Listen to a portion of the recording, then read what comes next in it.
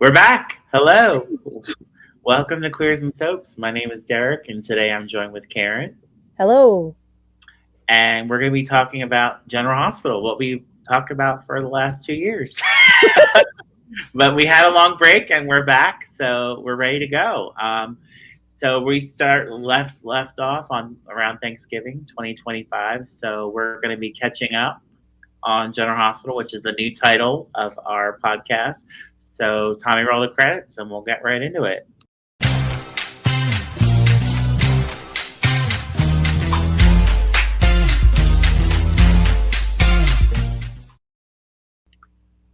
So let's see. We left off around Thanksgiving. Laura was just blackmailed by Sidwell, as was Sonny.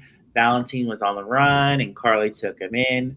Curtis was revealed to be he hired Selena to kill Drew, but he never went through with it. And then Anna was later. I think this happened after that, but Anna was revealed to be being held captive at Windermere. So all right, so I don't even I have a list of so many things that happened while we were gone, so that I do want to talk about a couple things. They weren't even gone that long. But do you know how General Hospital is though? Yeah, they went crazy. They went crazy while we were gone. Literally, it was like, oh my god, how are we going to cover all this in an hour? But we'll figure it out. Okay, so let's talk about the big storyline, Willow's trial. Okay, so yeah, we all knew Willow was Drew's shooter. It was a huge surprise. I love that because every time I talk to you about General Hospital surprises, you and I are like, didn't we guess that like 2 minutes in? Like, I would love a real surprise, but Willow is, I don't know, everybody with their whole like liking Willow now that she's evil. Like, she's always been evil, gang. She's always been evil. She's always, yeah, she's been, now she's just full blown badass Willow. So I don't know. I don't know if I would consider her badass. I kind of think she's mostly and just the same. Like, I don't know. I know everybody's like super stoked because she does a bunch of crazy stuff. I'm just happy they decided what she is because Right. before she was wishy washy, she was this, she was that. Now she's just a villain, and But I also like how they pulled all that wishy-washiness into it, and they were just like, this is because she changes her personality for every man she dates. Exactly, yeah. And that really worked for me. So I think they really did a good job of looping it all together so that it doesn't seem like it's an entirely different character. To me, it just feels like a continuation of the same idiot, to be honest. Sorry, Willow. Well, I do like her now more that she's like antagonistic towards Drew. I love that. Oh yeah, that was the best. Openly. When she just fully put that syringe in Drew, I was like, oh my god. That was a great moment. That was so good. I was not expecting that. So that my mom was immediately like, that's a dream. That didn't happen. I was like, no. That too. I'm like, this is a little too good to be true. And then the next episode, they were at the hospital. I was like, oh my god, it was real. Thank God. Oh yeah, I know. I love it because like when things like that was a surprise, right? That was a real surprise. I barked with laughter. I couldn't believe that just happened. I was like, this is amazing. I love this. Yeah, it was great. But yeah, the whole trial was like, we know where it's going. It was interesting for Alexis to find out that Willow did it and then still have to represent her. I thought right, because as many fans predicted, the ringtone did come back into play, and I think we talked about that too. I'm sure we did. Yeah. So Kai and Trina figured out that the ringtone was Willow's ringtone for Wiley after they chorused Geo into figuring out what Michael's ringtone was. So can I jump in here just 1 second to talk about how Kai is so biased? Because when he thought it was Michael, he was like, cops everywhere. We got to go to cops. We got to tell everybody the truth, everything, everywhere. And then when it came back that it wasn't Michael and it could be Willow, he was like, well, we can't do anything rash right now. Yeah. I was like, what the hell is that? Yeah. It was funny how Kai kept going back and forth and changing like his tune with each person. So it was very weird. Yeah. And then like Trina's like, but you do know that Michael is my best friend's brother. Right. And like, we could ruin his life and we don't know anything yet. And Kai's like, go to the cops, screw him. Mhm. Yeah, sure. Dang, Kai. I know.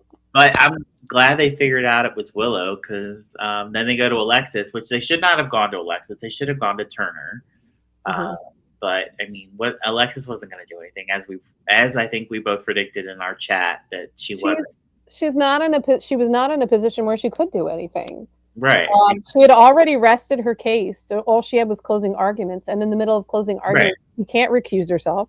She can't say, "Hey, by the way, she did it. You should convict her." Like, there's no legal way at that point for her to get out of it. She's already done her case. Exactly. And then she'd lose scalp. Yeah, there's nothing she could do, and she would put her law license at risk. So there's no way. Yeah, she would. She's like in the worst position, and it's not even her fault. All she did was her job. Exactly. Which, isn't a great excuse for things. But in this case, I feel like it was too late for her to do anything. Exactly. It was too late. And I feel like they could have gone to Turner and gotten immunity and what she knew. But yeah, I would have gotten a lawyer, maybe Rick. I would get Rick. And then I would have said, we know this. How do we get them to make a deal? And then Rick would have brokered the deal for the information, because 88 Turner wanted that information. She wanted to convict Willow. She believed she did it. Exactly, yeah. And they had the right person, like Turner said. So yep. Doesn't matter, though. Couldn't prove the case. So, all right. So let's see. So we also found out that Martin was the eavesdropper. He was the one who blew the whistle to Alexis about Michael being near Drew's house on the night of the shooting. He overheard him and Tracy talking, which we also thought, I think, was. We also thought it was Martin. You actually thought it was Martin. I was hoping it was somebody else. I didn't think it was Martin. I knew it was Martin, and you and my mother doubted me, and now I am vindicated. Yes, you are. Okay, so we also found out during the trial that Jacinda was with Ezra. Which you called very early on. I did call that pretty early, yes. You did. Yeah. So I guess it's us just patting each other on the back. We're so egotistical.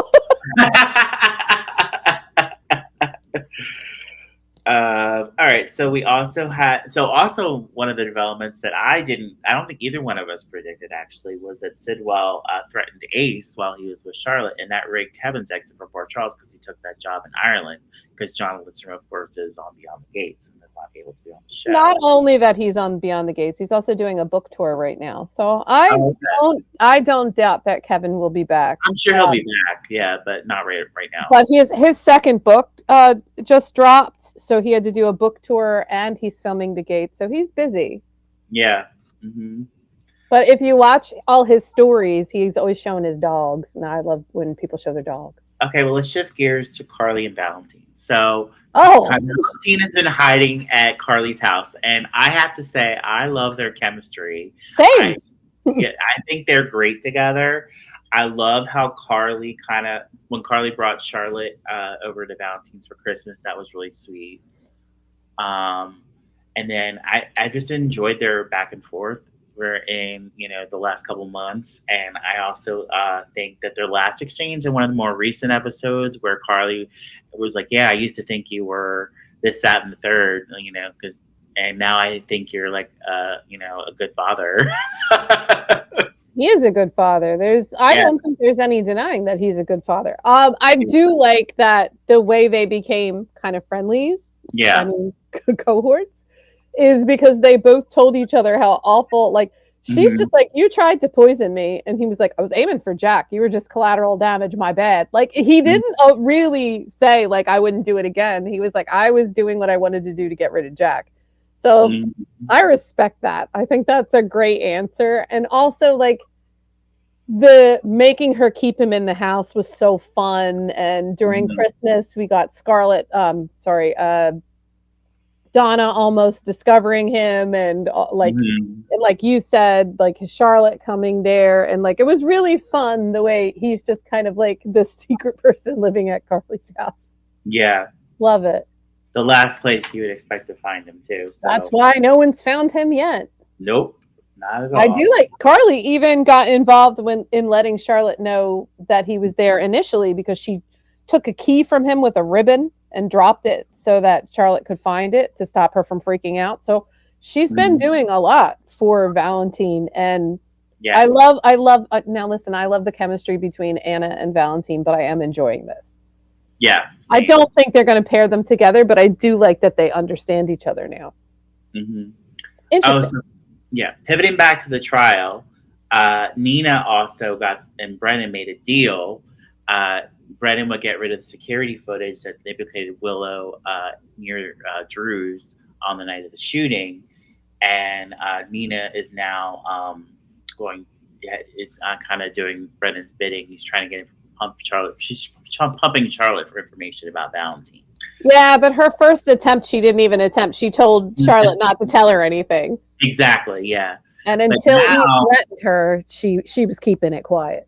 She wasn't doing it. She wasn't keeping up her end of the bargain. She doesn't want to really betray Valentine. Right. And then, of course, that's one of the reasons why Willow was found not guilty, because the security footage went missing. My favorite part of that is Chase getting blamed for it. Yes, me too. Stephen Chase. Oh, Chase, what happened to you, man? I know, he's such a great character. Now you're just blah. He's just literally unpleasant at this point when he's on because he's so, like, he's just, Willow's the greatest thing that ever happened, and I believe she's innocent. And he's going so far as to tell Michael to his face all the time that he did it. Michael didn't do it. That fist fight was great, though. Yeah. It was pretty epic. That was like years in the making, though, and it was great. Like, it's about time he punched him. Just... Yeah, absolutely, it was a great fight. I was rooting for Michael the whole time. Oh yeah, if Michael had climbed on top of Chase and started punching him as hard as he could, I would have cheered. Like, I just was so sick of Chase being like that. Michael had to fall back because Jason taught him how to fight. Like, oh yeah, come on, come on. And how often have you seen years ago when it was Chad? Like, you saw Michael all the time at Sonny's gym boxing. Yes, it's not like he doesn't know how to box. He knows how to box. And I just really would have loved to see him rock Chase's, a little harder. Just punch him again. And Chase ended up getting suspended, and then he got demoted to deserved it. Police officer. Loved it.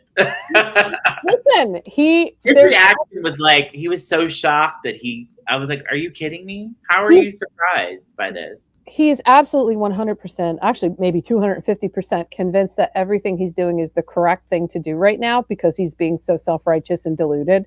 Mm-hmm. He just thought, as long as I'm doing the right thing, nothing bad will ever happen to me. And I'm like, my guy, have you never had a job before? You can't just do whatever you wanted. So when they were like, you wrecked the case, mm-hmm. and you talked trash about the department and you didn't think there would be consequences for that. And he literally just turned around and said, this is all Dante's fault because he's backing Michael and Michael's the one who did it. And Dante's like, I turned the case over to Nathan, who doesn't have a dog in this fight, and you're still blaming me for everything. Right. And I actually really liked when Tracy was like, you're ruining your marriage. Get it together. Yeah, exactly. Yeah, Tracy going to bat for Brooklyn was great. And then Brooklyn was mad because she was like, get involved in my marriage. Let her do, like, she's telling them the right things. What's wrong with you? Yeah, if they don't stop this. About how Chase really is now. I don't think she has any idea how far he's gone. Like, he literally left the trial and went with a bundle of flowers, like a huge bouquet. That was ridiculous. If I were Brooklyn, I would be pissed that I gave my ex-wife flowers. A huge bouquet in front of her husband. Drew's face, he was just like... Yeah, but Chase, like, that's the whole thing, though. Like, Drew was already doing his abuser tactic of separating Willow from everyone because he got rid of Nina, and then when Chase showed up, he got rid of her. But, like, Chase is standing there with hearts in his eyes and a bouquet of flowers for Willow, and not 2 scenes earlier, telling Tracy that he doesn't have a thing for Willow and he's not ruining his marriage. Yeah. And then when he almost gets fired, he's like, to Brooklyn, he's like, we should definitely adopt a child. I'm like, is this the baby to save your marriage at this point? Like, what are you doing? I love how Brooklyn's always ignoring him when he brings it up.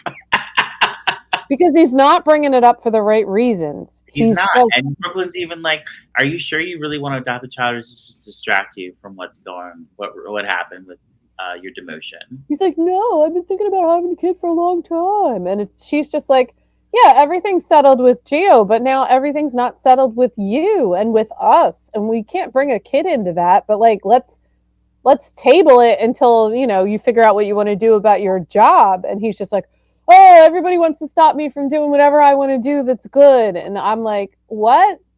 I don't understand where they're going with him. Okay, so prediction. He's going to end up in bed with Willow and he's going to blow his marriage. Yeah. My favorite part of your prediction is if that happens and while they're in bed together, he finds out she did it. I would love that, actually. That's good. I can't wait to see the look on his face when he finds out that she did it. He's going to find out soon. There's no way he can't because, like, they're going to keep reinvestigating this and it's going to come out and he's going to get the shock of a lifetime. And I don't know. He might not even believe it. He's so far down the rabbit hole at this point. Yeah. Okay. So I do want to talk about Portia because Portia on the stand. Oh my God. Brooke Kerr gave an incredible performance on that episode. Oh my God. So good. Alexis pretty much, went right into her and Portia admitted everything. And I can't even tell you how amazed I was with Brooke Kerr in that episode. She was so good. I love Brooke Kerr. Like, I can't. You know what? It's getting to the point where I know Portia does a lot of bad things, but almost like she can't do anything wrong in my eyes because I'm just like, yes, that's right. I agree with Brooke Kerr. Like, I don't even care anymore. She's so talented. Like, the way she delivers some of those lines and like how she like was strangled in the way she was speaking and overly emotional and how she begged them not to do this and like, oh my God, amazing. Yes, so good. Oh my God. I'm going to stand with her. No matter what she does, I don't care. And then, okay, speaking of characters that annoy us, Trina, of course, has the over-the-top childish reaction to this revelation. It's been you all along that was the cheater, not Dad. Blah, blah, blah, blah. I was just like, Trina, you need to stop. You're actually. I think we did text each other about how dismissive she was of Taggart and how furious it made both of us. That's so terrible. Because she was just like, well, Dad, and then you told Taggart that he was my dad and he's not my dad. And like, it's like that man raised you. Like, he raised you. He's your father. Like, he's your father. For good or for bad, you now have two fathers. Like, right. And she just acts like he doesn't exist anymore. That was so dismissive. It was horrible. It's the opposite of like when you leave the show and you're suddenly a deadbeat parent. This is like he's like he never even mattered. Right. I don't like what they're doing with Tabiana. She's too talented for this level of. I mean, this is garbage storyline for her. Yeah, there really is. She's so smart and she's so funny, and like even the character of Trina has so many connections in town, and like her relationship with Ava obviously is the more fascinating one. Right. I understand where she's coming from, being upset that her little sibling will then be in the same position as she was of not knowing who her true father is, except that she never knew that until she was an adult. So that wasn't like a part of her childhood at all. And Taggart believed that she was his kid, so that wasn't a part of her childhood at all. That was like a revelation when she was almost a fully grown woman. Yeah. And that doesn't take away from the trauma of it. I'm just saying, like, I wish Portia had told her the entire story about how Jordan found out she was pregnant and ran to Curtis before she could get the amniocentesis and find out if, the paternity test. Because that's what caused that whole scenario. Mm-hmm. Yeah. But she gets too in her feels about like Curtis, like about Jordan sniffing around Curtis, which is true. Yeah. Not as true as like Portia's a little like she pushes it, but I want to keep saying over and over again that Curtis would have slept with Jordan before they broke up the marriage, before they had that conversation, and the only reason they didn't is because Jordan wouldn't do it. Yeah, agreed. So for him standing there and saying you cheated on me when he was trying to kiss Jordan in her apartment, when she first got the apartment, and they had the bottle of wine and they were trying to drink together and all this, I don't like that. Yeah, me either.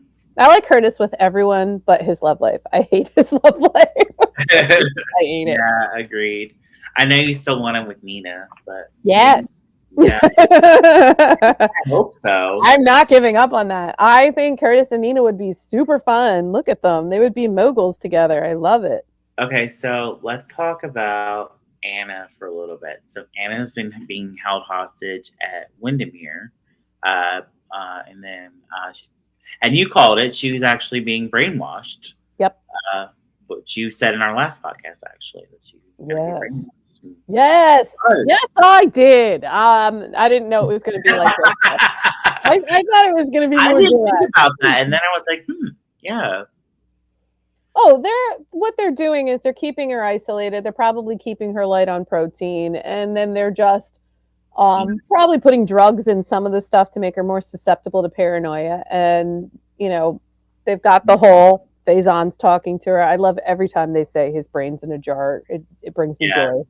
And we did get a surprise appearance by Peter August, played by Russ Ramsey, which was great. And, I love Wes Ramsey. Yeah, it was so good to see him. I know a lot of people really hated Peter August, but you're wrong. He was great. I miss him. I liked him too. His little whisper, his little whisper shout thing. That was cool. And I also felt like underneath it all, he could have been redeemed if he could have.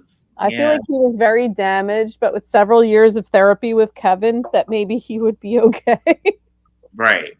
Mm-hmm. I mean, Faison did a number on those kids. He did, yeah, and he was the only one that was raised by him. So I know Britt really needs to consider it a gift that her father had no interest in her. Let's see, what else did we want to talk about with Anna? Oh, Adam.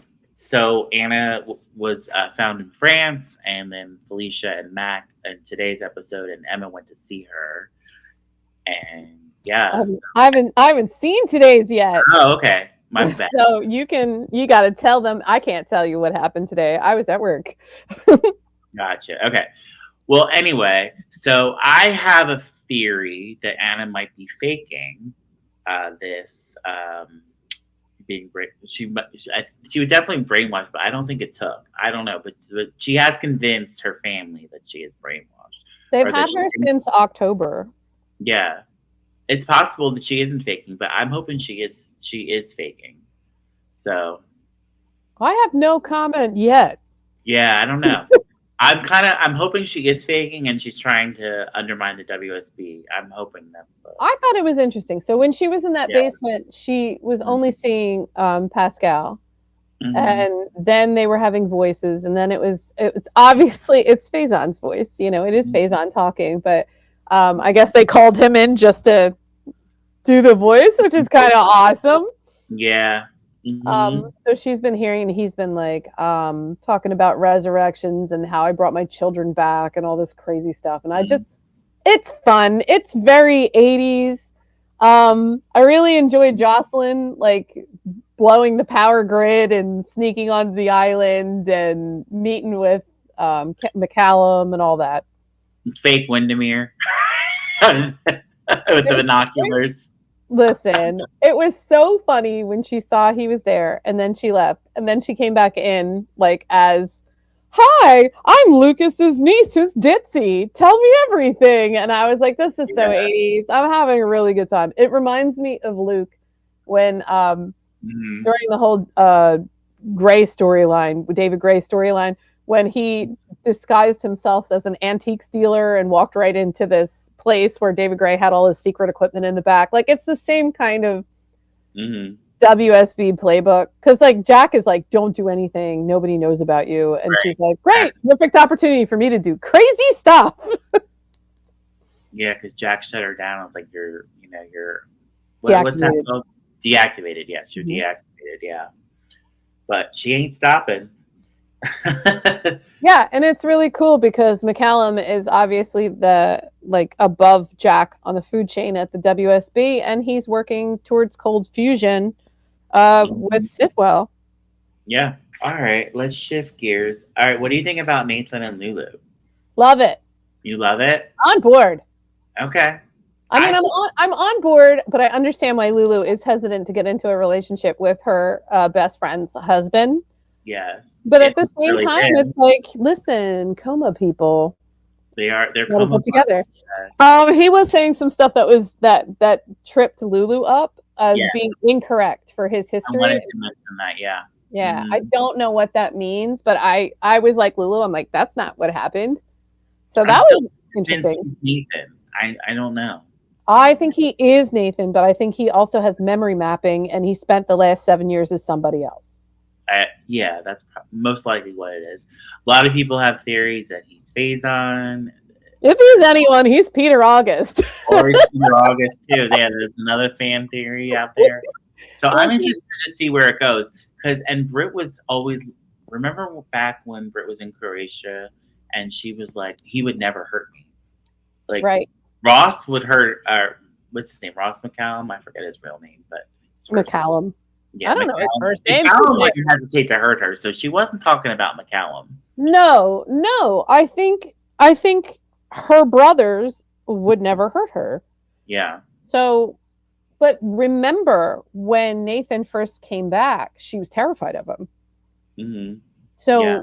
And then he started being very Nathan. So I wonder if like she knows about the memory mapping and knows that who he was for those 7 years. Maybe because she was so afraid she didn't even want him introduced to James. Right. And she's backed off on that entirely. So either the writers decided to change the storyline or she realized the memory mapping failed and he was back to being Nathan.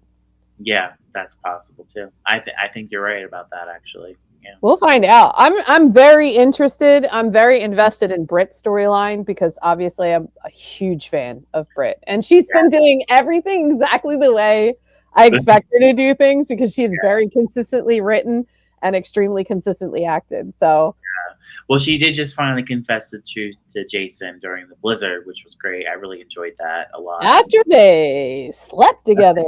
But yeah, my only complaint about that is you didn't see it. Like Jason is never shirtless anymore. What's up, Steve Byrne? You don't want to get shirtless no more? Well, leave him alone. He doesn't need to get shirtless. But the scene was choppy. It was. And I think if they had, instead of like when he carried her to the fire, if they had like maybe cuddled there for a minute, like you could have implied, or even after they were together, you could have had them on the bed together instead of him in the chair and her on the opposite end of the bed. Like it was very choppy. Yeah. And they clearly don't have a problem kissing one another because they did have them kissing later on. Right. So it was just, I don't know if it was edited weird or I felt like it was that whole episode, by the way, felt very disjointed and choppy. Yeah, but I think it was the editing for sure. Oh, yeah. I mean, I'm not going to be mad at the editors. I still had a great time. I'm just saying it was a little choppy. I wonder if they were just like, we got to put more commercials in this thing. Got to get that money. Yeah. Also, let's go back a little bit and talk about Tracy, because Tracy came back, I think, right before Christmas, and she found out that the Quartermaine heirlooms were missing, and Ned was in the hospital and no one told her. Had a heart attack and nobody told her. Yes, and then they found out. I think it was later in December, maybe early January, that Drew left them to die, and then Olivia came out with the shotgun. That was so fun. It was fun. And I would like to be on Olivia's side, but she is so shitty about Quartermaine history that I just can't be. I got you. I don't like these people married to the Quartermaines. They do not understand what mantle they picked up. Chase does not understand what it takes to be a Quartermaine. I know. He just said, was it yesterday or the day before? He said, did Gio spoken like a true Quartermaine? I didn't expect that from you. And he was like, thanks. Yeah, I caught that too. I was like, what? Chase's tone was insulting. And Gio, and Gio was just like, hell yeah, Quartermaine. Hell yeah, I'm a Quartermaine. What of it? Yeah, dude, like you're a member of this family and you fit right in. Yeah, I mean, he's not acting like one. It's weird because like Olivia she's always like, who cares about your heirlooms? Who cares about your family history? Who cares about that? And Tracy's like, he stole my father's things and my brother's things and everything I have left of the people I love that are dead. and he left my son to die. Like, it's just, Yeah. I don't know. Sometimes I don't understand these people and how they ended up in the Quartermain mansion. Right. Throw them out. Yes, and then Tracy ended up going to Drew's during the blizzard and got trapped with Martin when she's trying to retrieve the heirlooms. Do you still think that they're gonna end up as a couple, Martin and Tracy? I really liked Martin's speech about Lucy, and I would love for them to get back together. But my mom thinks it's going to be Tracy and Martin. I do think they're doing an enemies to friends to lovers slow burn. Yeah. I'm not against it because like they called each other out, which I thought was cool. Like she's like, you have no idea what love is, and he was like, well, the love of your life was Laura was the love of his life, and I was like, yes, thank you. Yeah. Let's talk about Laura and how everyone forgot her birthday this year. Yeah. Every year. Christmas Eve is Laura's birthday, and I don't forget that. So Luke used to do something nice for her every year, but also we had another return back in December. We had Brad returning finally. After so many mentions of Brad for months, he finally shows up. He's mad that Britt never told him that he was still alive, or she was still alive. And they made up really fast. They were like, "Oh, it's cool." She was funny. She's like, "It's not like I knew where you were or could get a message to you. You were out spending money." And he's like, "I'll forgive you if we get a bunch of champagne, get a bunch of ice cream, and watch the Oscars or the Grammys together." And she's like, "Done." And then they were over it because they're best friends. Exactly. Yeah. I love their relationship so much. I just love it. I also love when they went to the restaurant and they spent I don't know, thousands of dollars. Who knows how much they ordered an expensive bottle of champagne and they got arrested because they couldn't pay the bill. Yeah. That was so funny because like they each thought the other one had the check and neither one of them had the money. And I love that Jason bailed them out. I thought that was really sweet. He brings out, not Brad. But he paid the bill, so then he did pay the bill, yes, and he gave him what was it, a 30% tip or something? Yeah, and then he goes, "You're never allowed to go to that restaurant again," and Britt just goes, "Fair." Oh my god, it was so she funny. brings me so much joy. I have to tell you, she just does. Yeah, I love having her back on the show. Me too. I was so sad when they said that she wanted to come back and they were like, "Oh, she's dead. We don't have any room for her." And I'm like, "Oh my God, please bring her back from the dead." And it's so worth it. It is so worth it. I'm really having a good time. And her fear is so genuine. I'm so afraid for her because she did tell Jason and then immediately had her medication removed and all that. And I still think we're going to find out she doesn't have Huntington's and that medicine is fake. Yeah. I think that's coming up. How creepy was McCollum, injecting her with that medication? Oh my God. Always creepy. I know, but it was just extra creepy to watch him do it. Yeah, because she's like, I could do it. I'm a doctor. And also, does he really know what he's doing? Because, how is... Yeah. I guess it's intramuscular, so it's not a big deal, but right. I don't know. I don't. I do love that she told Jason, like we mentioned earlier, because now Jason can come with a plan to save her. But of course now McCollum throws in this, he's going to hold her medication. But did you notice that he chose Britt over Anna? He did.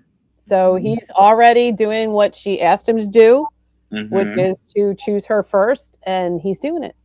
Yeah. I love that. With Carly. I love it. I did actually. Did you like the conversation that Sonny had with Jason about Britt? And he was like, "She's an opportunist. She's going to do this. She's going to do that." And Jason's just like, "No, she's scared. That's why she's doing this. She's doing it because she's afraid." And I was like, at least he understands her.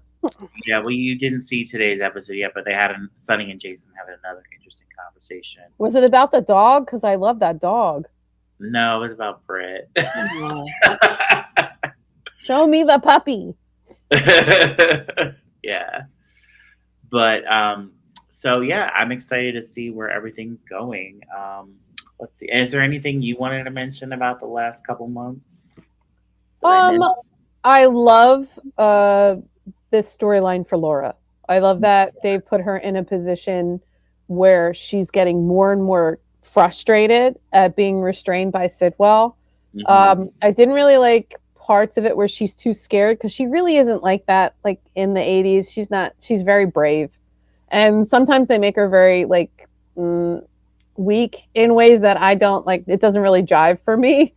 Because I imagine her with wearing a pink prom dress and holding the machine gun, and like seeing her like cowed is annoying to me. So when she was getting frustrated and arguing with Ezra and saying like, "We have to work together, but I hate you," I was like, "Yes, more of this, please." Once they removed Kevin and Ace from the equation, Laura has less to be worried about because the rest of her children can take care of themselves. Yes. Mm-hmm. So I'm excited to see where that goes because Sidwell's pushing too hard now. Mm-hmm. Yeah, I want to see more of this Laura Sunny dynamic too. They've kind of gotten away from that, but I want to. Well, they'll come back to it. Yeah, they will. But I'm like, and I'm also interested in what the hell Marcus is thinking. Yeah, because Lucas is too smart for this scenario. Like he put Lucas. What is up with Lucas? He knows something's up. And he does, and he's ignoring it because sunk. I think it's sunk cost fallacy. He's like, I told everybody Marcus is the greatest thing since sliced bread, and I can't back down on that now.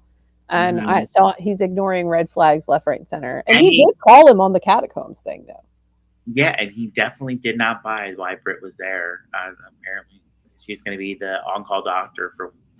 No, and it sucks because they had like 2 or 3 moments where they actually were connecting and being decent to one another, and I was kind of hoping that would go somewhere. Yeah. Maybe later. Yeah. But see. Team Brad is back on, guys! Yay! I mean, there's always hope for Brad and Lucas. I hope. Oh, come on. Marco is now just a full-fledged villain. Marco's threatening people. He's threatening Britt. Like, he's horrible to Britt. Like, they're so dumb about her. All they had to do is have her work on the weekends for this thing and not push her so hard. The more they push her, the more likely it is she'll break. It's stupid. Yeah. Threatening Rocco was a stupid idea. It was really my god, terrible. I hated that. That pushed her right into telling Jason everything. Yeah, I don't know. Marco he's obsessed with getting back at Sunny for Natasha. I feel that. Yeah. It's gonna end up blowing up in his face. So listen, as the number 1 member of the AJ Quartermain was right for Life Club, I really support Marco's desire to take Sunny down, but not at the expense of other people and Lucas. Yeah, exactly, that's what I'm saying. Yeah, we'll see. I don't know. I don't think Marco's going to be around for much longer, but we'll see. Oh, I don't want him to get killed or anything. Maybe I don't think he'll get killed, but I don't think he'll be on the show. I think there's a chance for redemption for him because he's not all bad. Like, I think he's just he's obsessed with revenge, which half the cast is. Yes. But Sidwell, like, I don't know how long that can continue unless he flees because the noose is tightening around him. And I think it's cool now that we know who killed Dalton. Like other people know, we knew because we saw it. Yes. The fact that Britt told Jason that too, like she held nothing back. Yes, which was great. I also love that Jason now knows that she did think she died and just woke up at the 5 Poppies because I hate that people think that she would have done that to her mother. Yeah. But I don't think Britt has told Liesl that, though. She can't right now. Yeah. But I told you that because I know she wouldn't do that to her mama. Yeah, true. It's the only person that loves her. Yeah. Let's see. Michael and Jacinda. Love. Okay. Love. Yes. I still feel like they're trying to put them in a triangle with Christina. After there is chemistry. There is. Yeah. I don't know if it's romantic or if she finally likes someone that Michael's dating.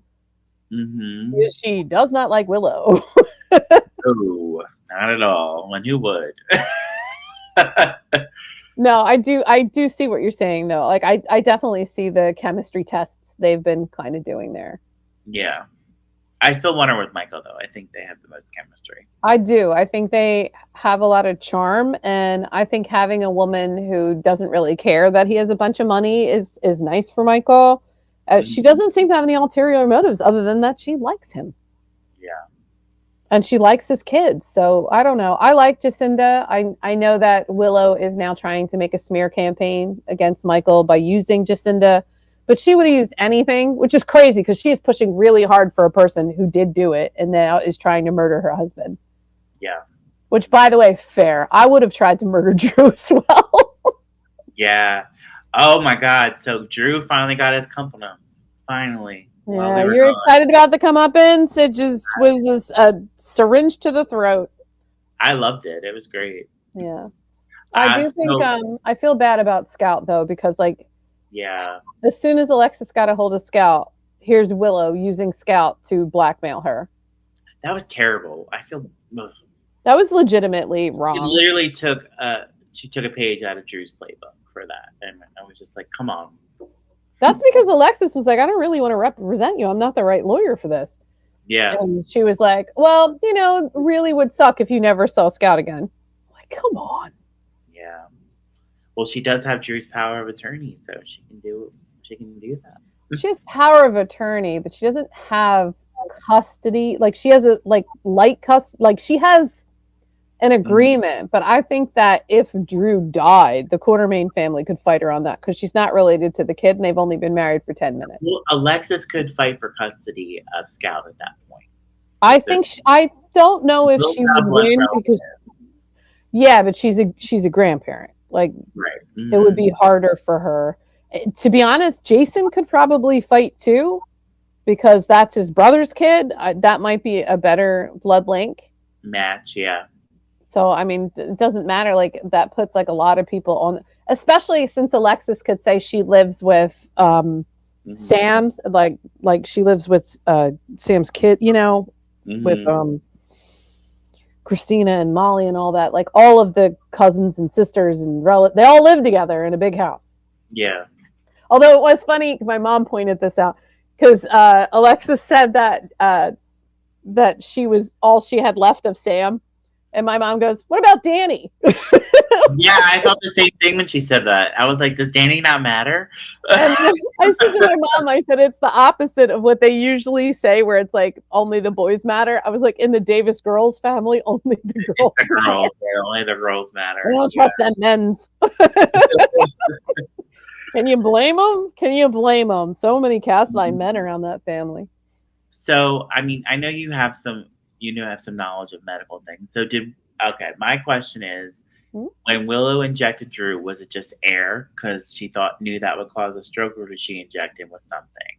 I don't know. It could have been a couple of things. Like, I think if it was air, correct me if I'm wrong, if you're a medical person. I'm only a TV doctor because I watch a lot of TV medical shows. I don't actually know anything. It could have been a couple things. It could have been a high dose of potassium. It could have been a high dose of insulin. It could have been air. But I think air, I think it would be more like a heart attack. I don't know. I read something about how air can induce, if you inject air, it can induce a stroke. So I'm not, listen, I have an art degree and an English degree, not a medical degree. Right. Well, Willow's a nurse, so she would know what to do. She would know what to do. And there's probably the reason I say something like an overdose of something that would be naturally occurring in your body is because it would break down before. Yes. And if they didn't know what they were looking for, they wouldn't know. But if you're a medical professional, guesses, please put guesses in the comments. Yes. I would like to know what y'all think. Yeah, I don't know any medical information. It's a joke because I watched 15 seasons of ER in a month. You really did. It's terrible. Don't do that to yourself. It's an incredible show. It was an incredible ride, but that's psychotic. Don't do that. I'm interested to see what Willow's going to do next. If she's going to, harass Drew and make his life miserable the way he made her life miserable. And Drew has lockdown syndrome. There's not much he can do about it. I think it could be a very interesting storyline to have her caretaking for him while he knows that she tried to kill him. which is, I think, the direction it's going because it's kind of like a Misery scenario, which is I would be great. Mm-hmm. I would think that was incredible. Yeah. Mm-hmm. And there is a very small chance that you could recover. So very small. So because Ryan recovered from lockdown syndrome, if you remember. Yeah. I love Ryan. But Ryan has magical like Nightmare on Elm Street serial killer powers. Like he has survived many instances. He does have serial killer powers. So he does. He was not a serial killer as of yet. So no, he isn't. But I mean, there's time. You can always become a serial killer if you aspire to do so. Yes. Like Heather. Yes. Oh yeah. I love Heather. It's so funny when you're watching the 80s and she's practically normal. And then you understand why so many characters in town who were on the canvas back then are still kind of like nice and partial to her. It's like, yeah, 30, 40 years ago, she was weird, but not a serial killer. All right, well, let's talk predictions now. We did predict a little bit about Willow. So what are some of your predictions? I think I'm going to go with, I definitely think there's going to be a Misery scenario where he cannot communicate. Yeah. Mm-hmm. And she is taking care of him, and it's just like a body horror that he's locked in. And I hope that he knows that she's the one who shot him. I hope that he is fully aware of that. I think once he got stabbed in the neck, he figured it out. If not, he's real dumb. Yeah. He's real dumb if he doesn't know.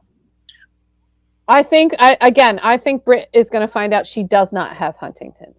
Yes. And that this has all been like, what she was experiencing was psychosomatic. I think her fear is what has been causing her symptoms to ramp up whenever she doesn't have the medication, which I think is probably going to turn out to be saline or something like that. That's why they don't want her to be able to get samples of it. Right. It's because it's nothing. Mm-hmm. It's just a pretty little lie to control her. So I definitely think that's going to happen. Mm-hmm. Martin and Tracy, I think it might happen. They might sleep together. And whether or not it's going to turn into an actual relationship, I'm not sure. I do love the idea of it because I do love an enemies to lovers. So I'm like a fan. Also because I just love the pair of them. They're such great actors. It would be fun. Mm-hmm. But my heart wishes that he ended up back with Lucy because they haven't really been using Lucy to her fullest potential in years. Mm-hmm. It annoys me because Lynn Herring is wonderful and she should be on more. Unless she doesn't want to be on more. I don't want to push her into working more than she wants to, but... Yeah, we haven't seen Lucy in a while. I miss her. I do. I always miss her when she's not on. She's my favorite. Which was great, because John J. York is back. Yes, he is. I love Mac. So watch today. He's on today. He was on yesterday, and I was really excited. As soon as he came on, I'm like, yay, Mac! And then immediately he was involved in the Anna storyline, and like, I love that. Hit the ground running, Mac. I really hope that he and Felicia stay involved in that storyline because it's fun. Me too. Well, with Anna, absolutely. And also, they used to do capers all the time. I do think this is probably a harbinger, though, that Maxie's coming back soon. Yeah, I was just about to bring that up. So Kirsten Storm is returning as Maxie next week. So I predict that she's gonna be the first person to realize that something is off with Nathan. She's gonna know right away something's not right.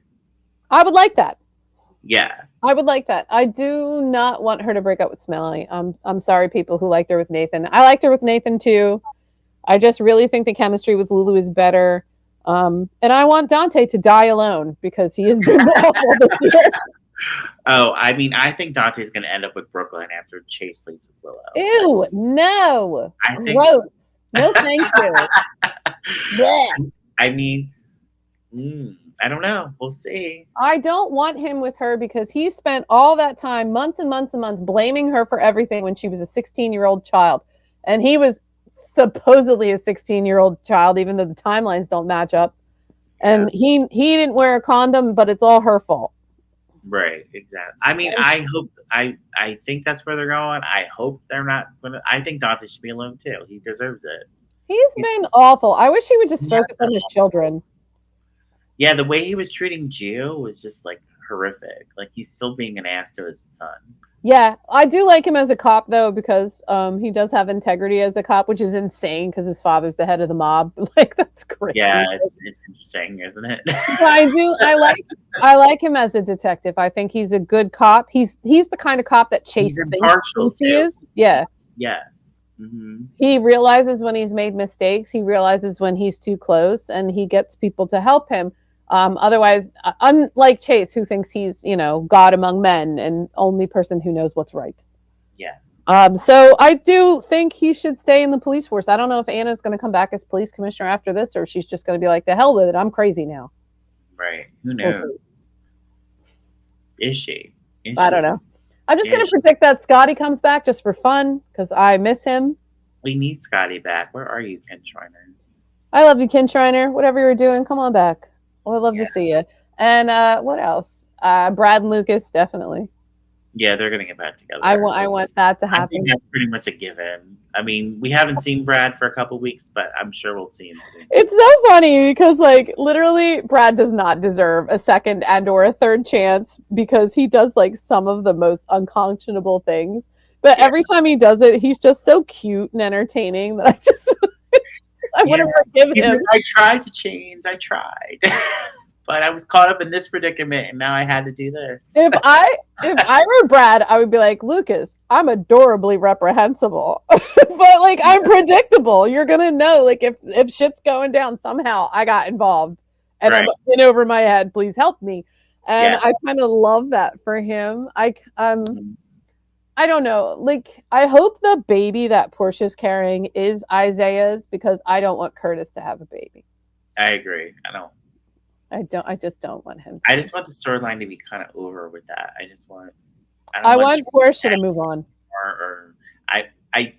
So remember there was a scene a few days ago with Trina and Portia where Trina was confronting her, and I was still getting annoyed with Trina because she's Agreed. a child about the whole thing, and she won't even listen to Portia. Like Portia's trying to give her validation, explain her reasoning for everything, and Trina just won't even like hear her out. She's just like, I know.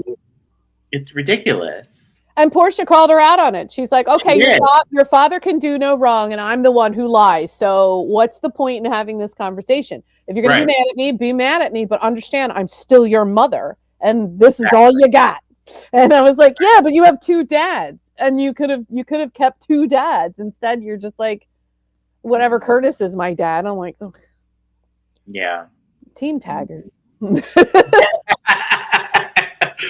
Yeah. I always wished later on that they revisited that, and then it turned out that Taggart was her father. I would have loved that. I would love that too. I want Jordan out of this storyline so bad. I love her, and I hate that she's in the storyline with Curtis. I hate it. Yeah. Where are you, Rial? Come back. Yeah, Rial, where are you? Are you having a good day? I hope you're having a good day. Yeah. I love that guy. Come back and be Trina's dad again, please. I know. Sometimes when characters leave, I just like every once in a while I go, what would have happened if they stayed? And then like I think about Garcia all the time. I feel like I'm constantly telling you, I wish Garcia was still on this show.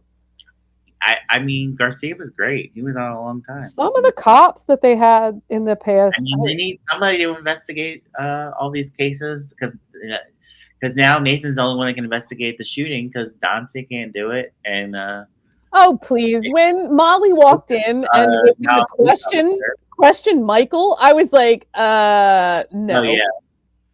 Yeah, and Diane was like, well, they just handed us a great gift because, so she can use it. So there you go. I know. If at any point they could have declared a mistrial, like if they get into court and they're like, oh, well, the person prosecuting is my cousin. Right. And Diane also does know about the ringtone because Alexis told her. So that's right. Off. She did tell her. So she can get Michael off. Yeah, but she can't get Willow back on because Willow double jeopardy. Willow can't get charged. She could get charged with something else. Yeah, she can. They'll find other charges. Of justice. Yes. Yeah, they could probably get on obstruction of justice, tampering with evidence after the fact, some kind of nonsense. Yeah, Brennan even. I'm also not a lawyer, but I watched a lot of Law and Order. Yeah, Brennan even threatened me the other day. He's like, "Yeah, I can still, come after Willow if you don't do what I say." Well, the thing is, you made a deal with the devil. You got to keep your end of it. Like, you don't just get Right. to say, do what I want you to do, and then there's no consequences for that. And I love Brennan. I'm sad that him and Carly aren't together, but I totally get why because of all the lying and stuff. But I still like him. Yeah. Yeah. What do you think Charlotte's gonna do? Because she overheard Nina and Brennan talking, and she knows the truth. So what do you think Charlotte's gonna do now? She's going to try and get to her father. I wish she'd be smart Yeah. about it and just send Danny. Yes. Good. Because he could have gotten a lot more, like Danny could meet up with Carly a lot more easily because, he's Jason's kid. And I think that that would be the safest way. But I think she's desperate to see her father any way she can. Mhm. And eventually that's going to lead to somebody tracking her to Valentine, I think. Yeah. I'm hoping this storyline with McCallum somehow leads to Valentine getting cleared. Yes, I agree. And I if want Valentine back full time. And also, I would like this to somehow get Nicholas out of prison. I don't know how. I don't know why. I don't even care. Make something up. Bring him back. Yeah. So we still don't even know if Valentine is still the majority shareholder in ELQ because they haven't really talked about ELQ in a really long time. I don't know. Yeah. I think somebody has his proxy. Does someone have his proxy? I wasn't sure. Probably. I don't know. I don't know how that came down. I forget. If you know, please put in the comments. Yeah, let us know if you remember what happened. The majority stockholder in ELQ. I have so much General Hospital information in my brain because Eric and I watch like 83 for fun, and we're doing 82 for this. And I think I watch tons of General Hospital. So like the freshest thing on my mind is what's happening to like Laura. In 1982. Well, it's just a lot going on back then. Yeah, I'm sure. Well, I'm excited to start 93 again. Eric and I are starting again next week. So. 93 is an incredible year for General Hospital. So is 94, and you get to see. You're very close to Luke and Laura's first episode. We're about a month and a half. You're going to see Laura jump out of an airplane. Yes. Which I love that scene. That was amazing. I think I may have that on VHS. Yeah. Because my mom used to tape it so I could watch it when I got home from school. Yeah. All right. Anything you all want to mention before we head out? I think just that when Valentine came back to town and everybody started acting like he was a serial killer, I was very freaked out by that. I'm like, he has never hurt anyone in this town except he tried to kill Jack and almost got Carly. Like, that's typical Castine shenanigans. They acted like a serial killer was dropped into the middle of their town and they didn't know where he was, and that was very funny for me. Yeah, that was really funny. It was weird writing. And then Charlotte's like, he's not going to kill anybody. What's the matter with you? Yeah. Mm-hmm. Also, I don't like the cousins kissing thing. I'm sorry. Oh, yeah. No. I know they're not closely related. They were actually cousins. I'm like, they are cousins, yeah. They're second cousins, once removed. Yeah. Which is fine. It's not illegal. It's gross. Gross and weird. Yeah. It's gross because like they're both siblings with Rocco. That's one's like an honorary one, but like they grew up together, and the other is like actual siblings. Yeah, it's weird. But we need new kids. They weren't gonna go there, and then they kissed, and I was like, no. Oh, and the worst part about it is the kids have chemistry. So, eventually, I'm gonna want to root for it because the actors have chemistry. The actors do have chemistry, and I get why they ran with it, but cousins. Do your research. They are cousins. They're far enough away for it not to be. Oscar and Cody were cousins, and they had to break up. So yeah, but they were much closer cousins. They were first cousins. Yeah, this is like second. Like, still. Oh, we didn't talk about Cody at all. I'm sorry. Let's talk about Cody. Yeah, let's talk about Cody. Just real quick, what the hell? Why are they doing this to me? They finally put Cody and Molly together and they're cute, and then the stupid book gets between them. Yeah. This is a trope that only happens in TV shows, because in real life, person who writes books over here, you don't base your characters on real life people. You base them on amalgamations of 4 or 5 different people or TV show actors or people you read in other books. Like they're like original people that you like pick and choose and shove things together. You don't just go, this person in the book is my cousin or my neighbor And then go through this whole thing where like she hated Cody for 5 minutes, so she wrote a shitty character, and now they can't be together because she accidentally hit on all of his insecurities. Yeah, insecurities in one go. It's so stupid. I'm sorry. She hasn't written a book in like a decade. I really liked them together, to be honest, and now they kind of ruined it. So I know. And like, how's he gonna get over that? Like, yeah. And also, Christina did that to her because Christina sent that book to the publisher. She didn't have time to edit that thing. Christina, what's wrong with you? She was trying to help as usual without asking anybody. Yeah, because she's always helpful. But otherwise, I like them together, and I guess this is just, it feels very artificial to push them apart again for no reason. Yeah, well, I mean, they have to get back together because who else are they going to be pair them with? They can't date anyone else because they're related to everybody else in town. Exactly. You got to bring someone on who's not related to any of these people in town. Or we could bring on people related to Celia, and then we could bring Celia on because Quartermaines. Yeah, we definitely need more Quartermaines. I'm not letting it go. We need more Quartermaines. No, I agree. We definitely need more Quartermaines. Quentin's side of the family has to have some people hanging around somewhere. Alex Quartermaine's still frozen, right? Yeah, she's dead. She is frozen, and my decision to unfreeze her and drop her into would be amazing. I would love it if they did that. They don't really seem to do too many out of the box things like that. But that would also give us another Cassadine. So yeah, okay. Come on, we would get one Quartermaine, one Cassadine. I think it's worth it. I think. Yeah, I mean, I hope that Nicholas comes back too. I hope we need more Cassadines, more Quartermaines. Like, yes, and it's been long enough. Recast Spencer. It's time. Yes, it's time. Because I need Trina in a better storyline. Oh my god, I need Trina to stop whining about her parents. I can't. Oh my god, you're an adult. Just cut them off and move on with your life. Yeah.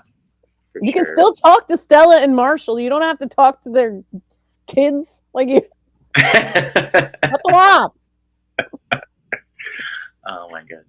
All right, everybody. Well, thank you so much for joining us for our first podcast of the year. We will be back soon with another episode. So the way we're doing it now is we're kind of just going to be catching up when we can, usually weekly. We're probably not going to be on during the weekend, more during the week or towards the end of the week. So we both work weird jobs with weird hours. So we're trying to do this when we're both available, which is hard to schedule. It is hard. So this is kind of where we're at now. So, please join us when you see us pop up on YouTube. Please join us and let us know what y'all think. We would love to hear from y'all. Thank you so much for joining us today, and we'll see you next time. Bye. Bye.